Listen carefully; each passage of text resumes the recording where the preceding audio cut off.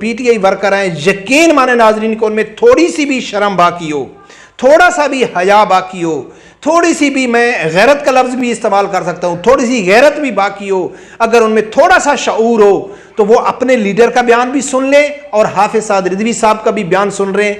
बिस्मिल्लाहिर्रहमानिर्रहीम। अस्सलाम वालेकुम नाजरीन, मुल्तान हाफिज साद रिजवी साहब ने मीडिया से बात किया है और उसने कुछ हुकूमत और एस्टेब्लिशमेंट से मुतालबा, मशरूत मुतालबा किया है और यकीनन वो मुतालबा हैरान कुन भी है और अजीब भी है। इसके ऊपर बात करेंगे कि ऐसा मुतालबा हाफिज साद रिजवी साहब ने क्यों किया। दूसरा नाजरीन, मैंने दूसरे चैनल के ऊपर तकरीबन 12 बजे एक वीडियो अपलोड की थी। 12 बजे मैं रिकॉर्डिंग की, लेकिन 2 बजे मैं तकरीबन उसके ऊपर अपलोड की। उसमें मैंने कहा था कि अगर हाफिज साद रिजवी साहब के मुतालबात नहीं माने जाते, हुकूमत नहीं मानती है, इस्लामाबाद पहुंच जाते हैं, वहां धरना दे देते हैं, नहीं मानती है, तो साद रिजवी साहब को क्या करना चाहिए। अगर साद रिजवी साहब वापस आते हैं तो वो क्या यू टर्न होगा। इसके ऊपर मैंने वीडियो बनाई, तफसीली वीडियो यानी कि मेरे MD ऑफिशियल चैनल के ऊपर मौजूद है। तो अल्हम्दुलिल्लाह उस हवाले से भी साद रिजवी साहब ने मेरे जो तज़किया था उसको सही साबित कर दिया और उसने मुतालबात न मानने की सूरत में बहुत बड़ा ऐलान किया है। वो क्या करेंगे अगर उसके मुतालबात नहीं माने गए, इसके ऊपर बात करेंगे। नाज़रीन, सबसे पहले बात करते हैं कि हाफिज साद रिजवी साहब ने जो मशरूत मुतालबा किया है एस्टेब्लिशमेंट को और इस गवर्नमेंट को, वो क्या मुतालबा है। नाज़रीन, कुछ दिन पहले इमरान खान ने BBC को एक इंटरव्यू दिया और इस इंटरव्यू के दौरान वो इंटरव्यू का क्लिप बहुत ज़्यादा वायरल हुआ कि इमरान खान ने BBC के नुमाइंदे को कहा है कि भाई देखो कि जो भी जलाओ घिराव हुआ, तोड़ फोड़ हुई, जो कुछ भी हुआ उसका मैं जिम्मेदार नहीं हूँ, कारकुन और पार्टी रहनुमा जिम्मेदार हैं उसके। जो बहुत ज़्यादा इमरान खान के ऊपर ये तनकीद हुई और कौम यूथ देख रही है कि हमारा लीडर हमसे लातअल्लक हो गया है। पूरा मलबा उसने रहनुमाओं और PTI कारकुनों के ऊपर डाल दिया है। लेकिन सलाम है हाफिज साद रिजवी साहब को कि उसने हुकूमत और एस्टेब्लिशमेंट को क्या मुतालबा उनके सामने रखा और किन की वो सिफारिश कर रहा है और क्यों कर रहा है। ये सुनो, फिर आगे जाके बात करते हैं। देखिए, इसमें हमारी राय ये है कि जिन्होंने भी ऐसे कौम को उभारा और कौम को आगे लेकर गए, उन जिम्मेदारान के खिलाफ कार्रवाई होनी चाहिए। अवाम तो किसी भी लीडर के पीछे है। आज मैं खड़ा हूँ, कहीं ऐलान करूँ तो ये लोग उस तरफ चल पड़ेंगे, तो जिम्मेदार मैं हूँ, जिम्मेदार मेरे साथ ये कैबिनेट के लोग हैं और कौम के बच्चों को रिलीफ देना चाहिए। उनसे अगर गलती हुई भी है तो आम माफी का ऐलान करना चाहिए। जब नामूस रिसालत की बात आई तो कहा जाता रहा हुजूर ने सबको माफ किया, तो आज हम भी कहते हैं कि आप कौम के बच्चों को माफ करें। जो नाज़रीन, साद रिजवी साहब के ऊपर सवाल किया गया कि जो लोग इस केस में मुलव्वस हो गए तो उनके खिलाफ कार्रवाई होनी चाहिए या नहीं होनी चाहिए, इसके बारे में आपकी क्या राय है। तो साद रिजवी साहब ने बहुत ज़बरदस्त, इसको स्मार्ट मूव भी कह सकते हैं, इसको बड़ापन भी कह सकते हैं, एक बड़े लीडर की बड़ी सोच यानी कह सकते हैं। तो इसने इतना खूबसूरत जवाब दिया कि भाई जो आम कारकुन हैं उनको मुआफ़ी दी जाए, लेकिन जो पार्टी रहनुमा हैं, जो ओहदेदार हैं, जो लीडर है, जिन लोगों ने इन कारकुनों को मजबूर किया, तैयार किया ये काम करने के लिए, उनको बिल्कुल माफ़ी नहीं दी जाए। उनको यानी कि हर सूरत में उनके खिलाफ कार्रवाई होनी चाहिए, लेकिन आम कारकुनों को ये मुआफ़ी मिलनी चाहिए। क्योंकि जब हम गुस्ताखों के खिलाफ निकलते थे तो हमको ये कहा जाता था कि भाई देखो इनको मुआफ़ी दे देनी चाहिए।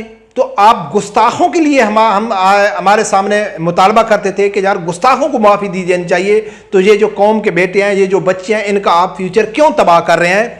इन जो असल मुजरिम हैं, जो इनको गलत रास्ते पे लगाने वाले हैं, जो इनको मोटिवेट करने वाले हैं, जो इनका यानी कि ब्रेन वॉश करने वाले लोग हैं, उनको भी किसी सूरत में मुआफ़ी नहीं होनी चाहिए। नाजरीन, ये बहुत बड़ा एक ज़बरदस्त किस्म का बयान है, क्योंकि वो कहते हैं ना मंजी मंजी की बहनें होती हैं। जो भी लीडर होते हैं ना वो कारकुनों को अलग समझते हैं, लीडर अपने आप को अलग समझते हैं कि यार अगर आज मैं जिस लीडर के खिलाफ जो मैं बयान दे रहा हूं, कल वो मेरे ऊपर भी यानी कि हो सकता है। तो इसने कहा है कि जितना भी ये काम होता है उसके हम लीडर सजा भुगतने के लिए तैयार हैं। यानी रहनुमा को ऊपर ये जुर्म साबित होना चाहिए कि वो नेक्स्ट टाइम जो नौजवान नस्ल है उसको गलत रास्ते पे ना लगाएं। तो यकीनन नाज़रीन ये जो बयान था ये मुझे बहुत अच्छा लगा, और जो पीटीआई वर्कर हैं यकीन माने नाज़रीन को उनमें थोड़ी सी भी शर्म बाकी हो, थोड़ा सा भी हया बाकी हो, थोड़ी सी भी, मैं गैरत का लफ्ज़ भी इस्तेमाल कर सकता हूँ, थोड़ी सी गैरत भी बाकी हो, अगर उनमें थोड़ा सा शऊर हो तो वो अपने लीडर का बयान भी सुन ले और हाफिज साद रिजवी साहब का भी बयान सुन रहे हैं तो यकीनन उनको समझ आ जाएगी कि फ्राडिया कौन है, मफाद परस्त कौन है और हकीकी लीडर कौन है और किसको सपोर्ट करनी चाहिए। यकीनन अक्लमंद आदमी के लिए तो अब सब कुछ वाज़ेह हो गया है।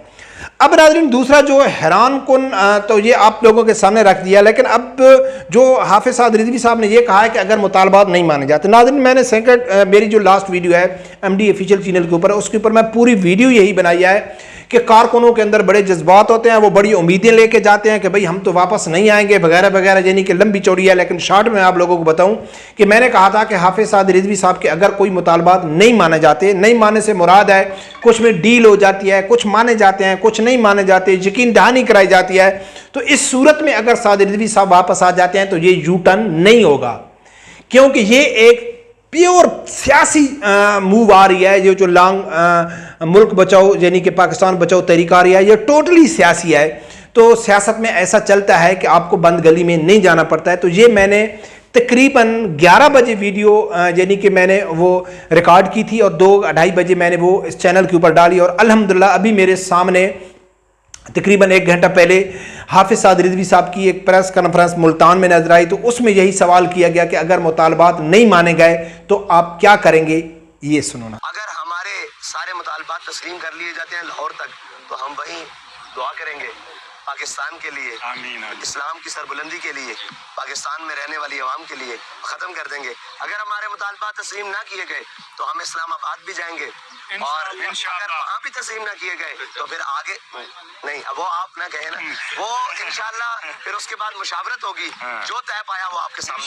बहुत तो नाज़रीन कितना ज़बरदस्त जवाब हाफिज साद रिजवी साहब ने दिया कि हमारे मुतालबात माने जाते हैं तो बहुत अच्छी बात है, नहीं माने जाते तो हम इस्लामाबाद जाएंगे, अगर फिर भी नहीं माने जाते तो फिर आप नहीं, मजलिस शूरा फैसला करेगी, और जो मजलिस शूरा फैसला करेगी वही हमारा फैसला होगा।